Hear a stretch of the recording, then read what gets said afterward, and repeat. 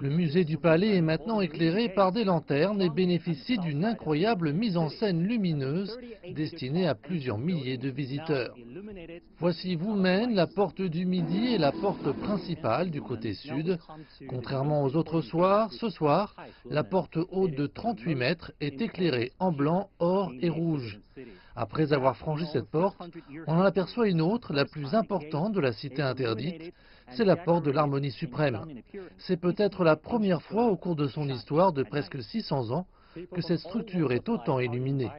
Les faisceaux de puissants projecteurs habillent la porte de manière étonnante.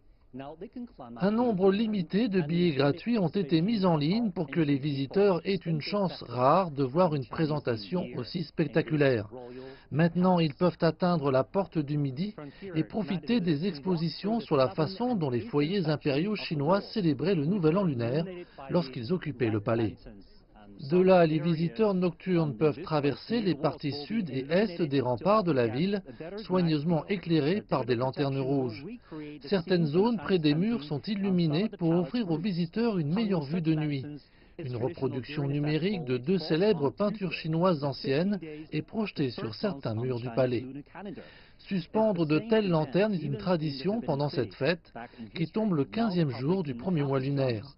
C'était la même chose pour la cité interdite il y a de nombreuses années et le public peut maintenant avoir la chance de la voir d'une manière encore plus majestueuse.